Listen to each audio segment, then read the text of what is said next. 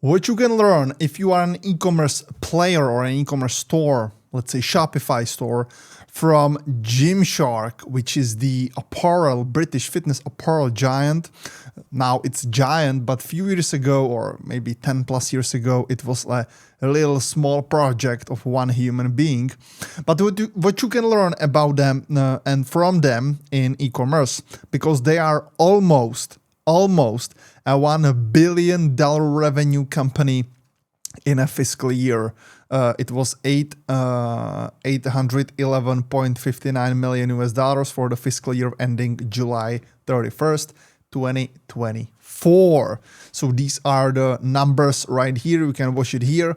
And if you've never heard about Gymshark, it's again a British apparel brand, mainly doing all these leggings, sports bra, t-shirts, to the gym, people that are, lifting weights, attending fitness or gymnasiums, they are loving this brand. But the thing that most e-commerce players and most, let's say, maybe even you, the thing that you are basically taking wrong or understanding wrong is that most of the people think that they brought something new, something that basically wasn't here before them. But that's a false, guys. What do they do to achieve these crazy numbers in this extra competitive landscape? Is number one, they build cults and communities, not just customer base. And I mean, almost none of the small e-commerce brands are basically doing that. So what are they doing? They are basically selling a ticket to the tribe. So wearing a Gymshark or maybe other brand that is, really... Sorry. Fischer, this is the second one, but this is definitely not a fitness brand. It's a ladies brand type of thing for, daily wear or some, events. But yeah, obviously they do have something to the gym, but it's not like their priority and main focus. But if you go for a Gymshark back, what they are doing is that if you wear Gymshark, it's a status symbol that shows exactly which group you belong to. It's very similar, guys, to these devices. I think that you heard about these. It's an iPhone from Apple, and I think it's pretty much the same. So people are basically people want to wear these shirts and these leggings and these shorts and whatever hoodies they produce, because then you are part of this cult, of this community. And people want to be part of this cult and community, especially in B2C. It's also familiar, trusted faces. So instead of overpaying unreachable A-list celebrities, they build their brand through micro-influencers and creators their audience actually relates to. So if you watch their Instagram, obviously, there are some famous people, but they are famous now. But when they started working with them, let's say many of them weren't that famous in that era.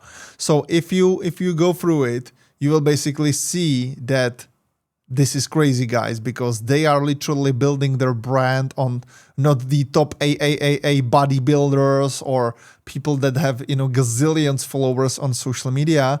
Right now, maybe some of them do, but when they started cooperating and doing these collaborations, it wasn't like that. Also, authenticity wins. They ditch sterile, white background product shots for real people and real results. So if you go back here, they don't do the classic, white background, only product on it. You can see that always their products are on a people, and that's important, on a person or on a people. It's really important, guys, because if you watch it, if you are a person that would like to have some, short or whatever to wear in the gym, or whatever on the garden, or do whatever thing you would like to do with that. It's basically you need to see it on somebody else, so then you can basically understand how it will might look like on your body.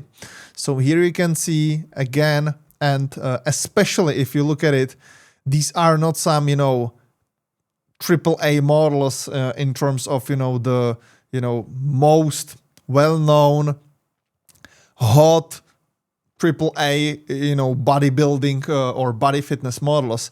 They are literally trying to use almost as a regular, I know that it's quote unquote regular bodies or regular models that look more like a regular user.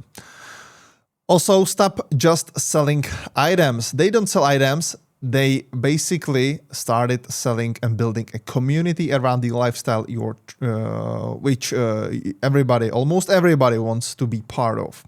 And before we dive into other things, I highly encourage you guys subscribe to this channel and click on the bell icon, and also don't forget to like this video out, because we are literally building one of the biggest online marketing channels out there.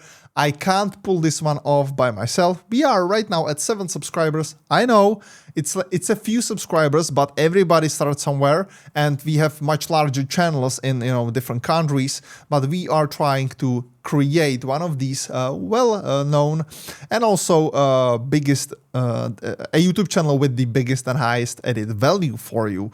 So definitely subscribe, click on the bell icon, and don't forget to like this video out. Now back to the video.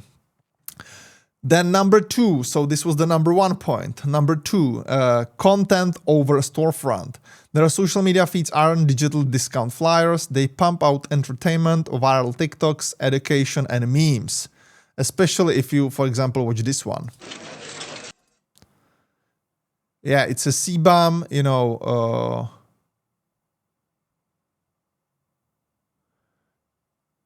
yeah, it's a CBAM, and I think it's a, I don't know if it's a real or if it's like a staged or AI, I don't know, but this kind of funny,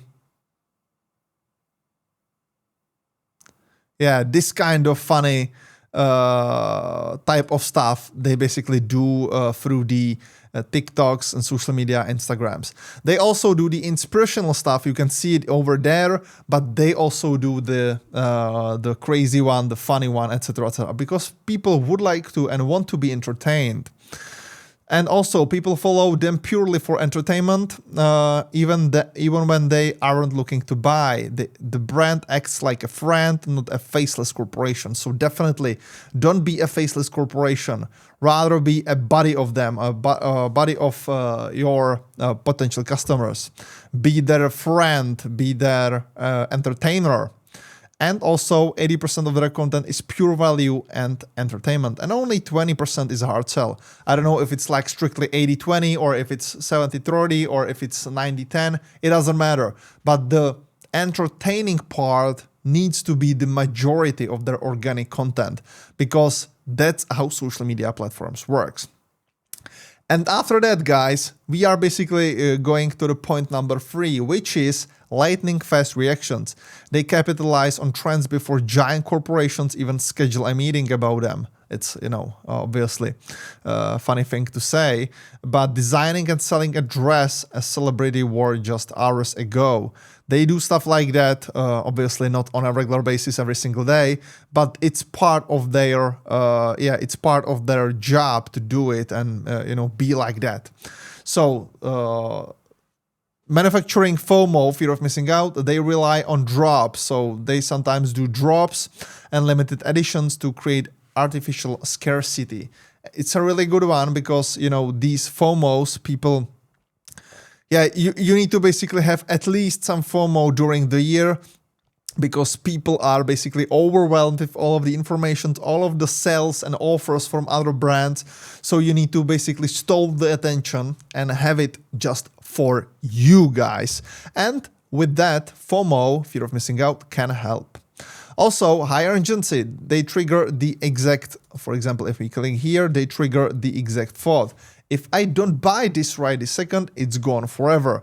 And obviously, you can see how they work with that with their sizes. You can see that some of the sizes are basically scratched. So you know that there's only XXS, XS, and XL. So that's it, guys. So they try to basically give you, let's say, the FOMO, even without the FOMO, in terms of some offers or some drops, etc., etc. This is a regular, everyday, seamless long sleeve top, but you basically don't. Here you go. You basically don't have the option to buy whatever L or M or S. There are basically different sizes available right now. So that's their type of FOMO that they are trying to do without any specific huge FOMO. And I really like that because it's, really subtle, and it's really, it's really good because it isn't cheap. It isn't, in terms of other brands might do like the cheap ones when they're having the pop-ups here, pop-ups there, only one left, 15 minutes, left with this offer. After that, it's gone forever, etc., etc. Cheap plugging, cheap notifications like that. I don't like this one with this type of brand, with this type of, products and vision. So that's basically it. Guys, that's it from today's video. I hope you enjoyed these free tips that you can basically steal from Gymshark and put it onto your brand, onto your e-commerce stores. These are super important because, when I basically teach people how to be successful with e-commerce brands, because we earned them over $50 million in the last 12 years in revenue profitably. I usually say that if you are a sports apparel brand, you should be inspired by Gymshark, because I really think that they are doing a great job with their products, with their marketing, social media, etc., etc. So anyway, that's it, guys. Definitely subscribe to this channel, click on the bell icon. Don't forget to like this video out, check this video out. It's a really good one, and I'll see you guys tomorrow with the next one. Cheers.